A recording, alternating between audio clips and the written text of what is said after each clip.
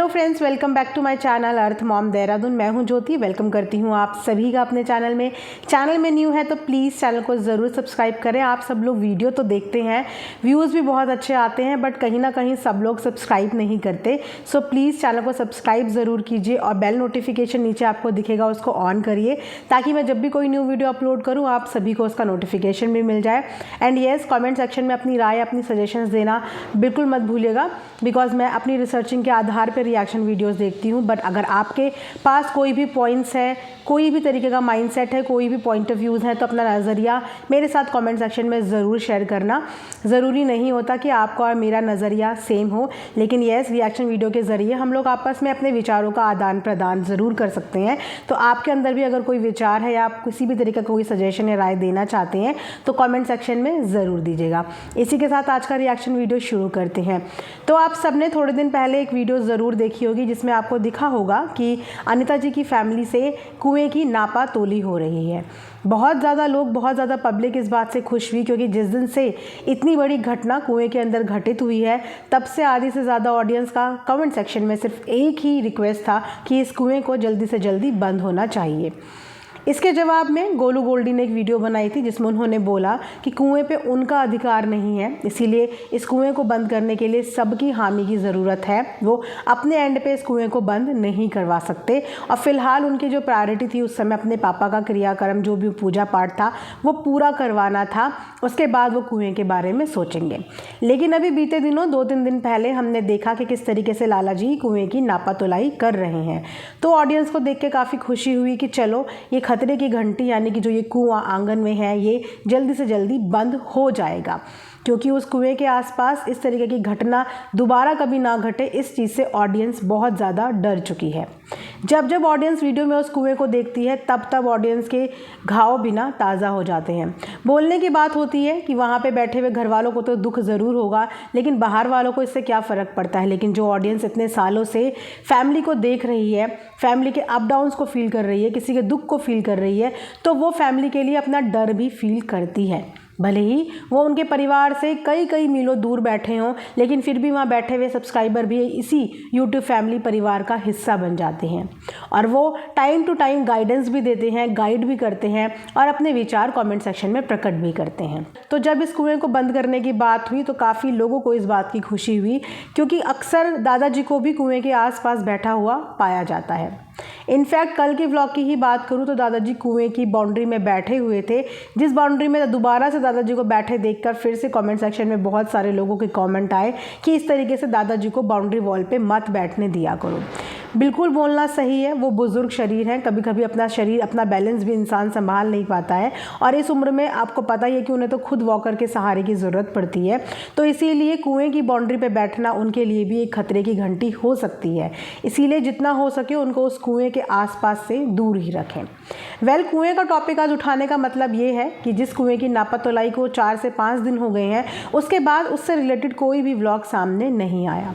हालांकि जो वो व्लॉग शूट हुआ था वो व्लॉग भी तब का शूट हुआ था जिस समय पे सारे क्रियाक्रम चल रहे थे, जितने भी पूजा पाठ का कार्य है वो चल रहा था, क्योंकि उस व्लॉग पे टेंट वगैरह हमें देखने को मिला। तो ऑलमोस्ट इस नापा तोलाई में ऑलमोस्ट हम ये सोच सकते हैं कि 10 से 12 दिन हो गए। लेकिन 10 से 12 दिन के बाद अभी दोबारा से किसी भी तरीके का कोई भी हमें मूवमेंट देखने को नहीं मिला कि इस कुएं के लिए और क्या क्या चीज़ें की जा रही हैं, इस कुएं को बंद करने के लिए और क्या इनिशिएटिव लिया जा रहा है। एक वीडियो बनाने भर से संतुष्टि दिलाने का मतलब ये नहीं होता कि आपकी जिम्मेदारी यहाँ पे ख़त्म हो गई। अगर आपने कोई चीज़ यहाँ पे शुरू करी है तो उस चीज़ को ख़त्म करना भी आपकी पूरी जिम्मेदारी बनती है।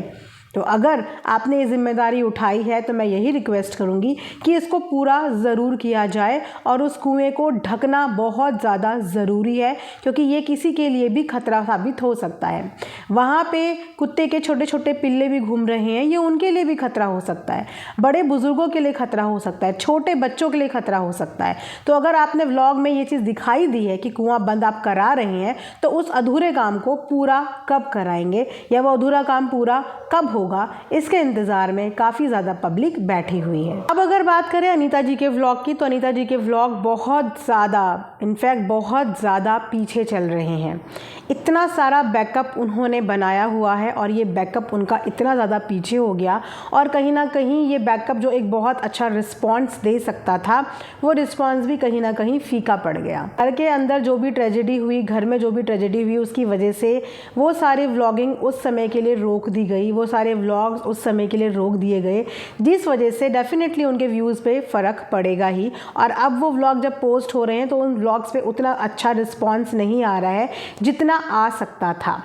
उन्होंने उस समय पे अपना वो व्लॉग कॉम्प्रोमाइज़ किया, जो कि देखा जा सकता है कि इतना सारा बैकअप बनाया गया था, मुंबई जाने से पहले का, मुंबई जाने का, मुंबई जाने के बाद का पूरा बैकअप बनाया हुआ था। लेकिन घर में ट्रेजेडी की वजह से ये पूरे व्लॉग्स और पूरे बैकअप्स कहीं ना कहीं इनके ख़राब हो गए। हालांकि वीडियो पोस्ट हो रही है, व्यूज़ भी आ रहे हैं, लेकिन इससे बेटर व्यूज़ आ सकते थे अगर घर में ये ट्रेजेडी ना होती। तो अगर देखा जाए तो वाकई में उन्होंने अपनी व्लॉगिंग में इस समय कॉम्प्रोमाइज़ किया था। जिस दौरान घर में ये सब चीज़ें चल रही थी, उस दौरान घर में व्लॉगिंग में उन्होंने अपने एंड पे कॉम्प्रोमाइज़ किया था। और जो चीज़ें देखी जाएंगी डेफिनेटली उन चीज़ों पे बात की जाएगी। जो चीज़ अच्छी लगेगी उन पे अच्छा रिस्पॉन्ड किया जाएगा, जो चीज़ ऑकवर्ड लगेगी उस पर ऑकवर्ड रिस्पॉन्स भी आएगा। वहीं पे अगर बात करें बसंती जी के व्लॉगिंग चैनल की, तो बसंती जी के व्लॉगिंग चैनल में कंटेंट क्रिएट करने की बच्चे पूरी कोशिश कर रहे हैं। इनफैक्ट बच्चे ही कोशिश कर रहे हैं। अभी तक बसंती जी अपने उस व्लॉगिंग वाले जोन में नहीं आ पाई हैं। कल की वीडियो में हमें दिखा कि किस तरीके से गोलू दादाजी की सेवा कर रहा था, और दादाजी की सेवा करते हुए देख के बहुत लोगों को बच्चों पे बहुत ज़्यादा प्यार आया। घर में इतनी बड़ी ट्रेजेडी के बाद भी कुछ लोगों का बार बार बच्चों के ऊपर भी कई तरीके की टिप्पणियां करने का मन कैसे करता है, इस चीज़ को देख के भी मैं आश्चर्यचकित होती हूँ। जहाँ पे कुछ लोग मतलब आप समझ सकते हो कि वो सिर्फ 10 में से 2% लोग होते हैं जो ऐसे लोग होते हैं जो बच्चों को भी ये बोलते हैं कि बच्चों के अंदर इतनी चालाकी भरी है, बच्चे इतने चालाक हैं कि उन बच्चों को पता है कि व्लॉगिंग में हमें किसे दिखाना है, किसे नहीं दिखाना है, हमें कितना करना है, कितना नहीं करना है।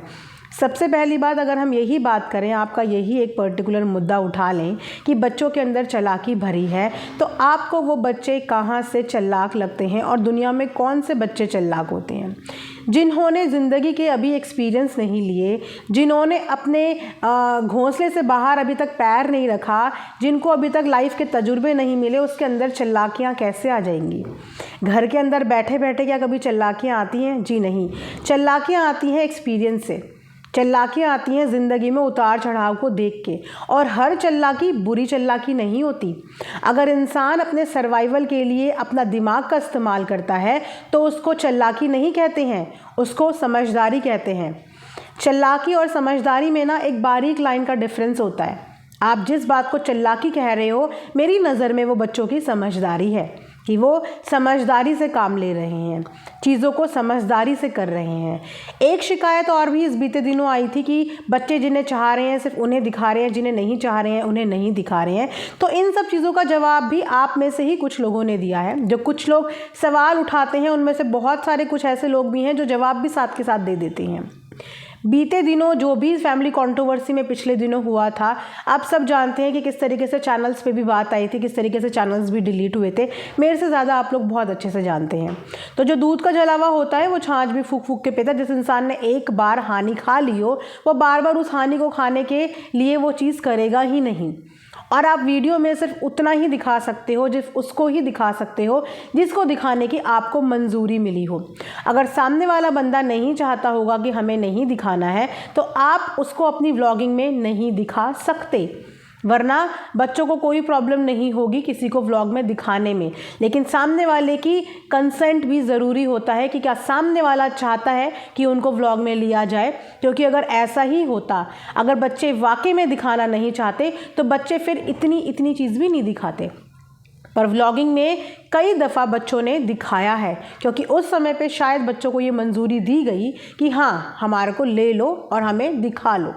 तो जब उन्हें मंजूरी किसी चीज़ की मिलेगी वो तभी तो दिखा पाएंगे। वरना दोबारा से आप चाहते हैं कि वो अपना ये चैनल भी रिस्क पे डाल दें, या इस चैनल पे भी किसी की डिपेंडेंसी बन जाए कि हमने हाँ किसी की फ़ोटो और वीडियो यूज़ कर ली कि आने वाले टाइम पर मानो कभी बात बिगड़े तो वापस से आप उस चीज़ का इस्तेमाल कर सकें।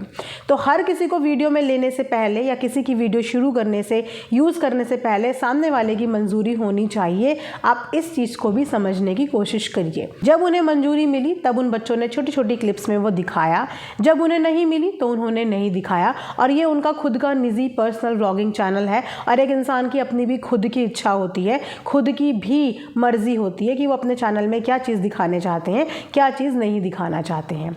अगर कहीं से भी किसी को ये लगा कि बच्चों ने ना दिखा के सिर्फ अपने मामा मामी या चाचा चाची या मौसा मौसी की वाहवाही लूटनी चाहिए, तो दूसरे बंदे अपने आप को दिखा के अपनी वाहवाही अपने चैनल पे लूट सकते थे।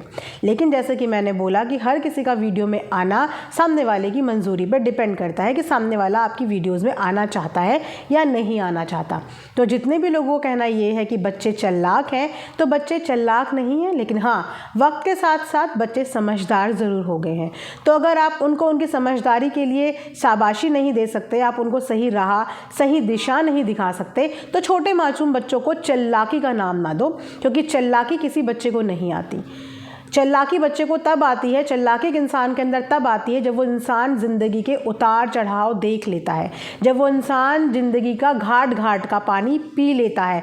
तजुर्बा इंसान को चालाक बनाता है, तजुर्बा इंसान को अच्छा भी बनाता है, बुरा भी बनाता है। जिस इंसान को लाइफ में हमेशा बैड एक्सपीरियंस होते हैं उसको हमेशा बैड ही चीज़ें दिखती हैं, और जिसको लाइफ में बहुत अच्छे एक्सपीरियंस होते हैं उसको अच्छी चीज़ें ही दिखती हैं। तो ये डिपेंड करता है कि आपको ज़िंदगी ने किस तरीके के तजुर्बे दिए हैं, उस हिसाब से इंसान अपना एक एक कदम चलता है। तो उन बच्चों के अंदर समझदारी आई है, आप उसको चालाकी का नाम मत दीजिए। शोभा नहीं देता कि आप बड़े तो बड़े, छोटे बच्चों को भी इस तरीके से बोल रहे हैं। तो ये था मेरा आज का एक रिएक्शन। आई होप कि आप लोगों को पसंद आया होगा। कमेंट सेक्शन में अपनी राय, अपने सजेशन ज़रूर दीजिएगा। मिलेंगे नेक्स्ट वीडियो में, तब तक अपना ध्यान रखिए। राधे राधे।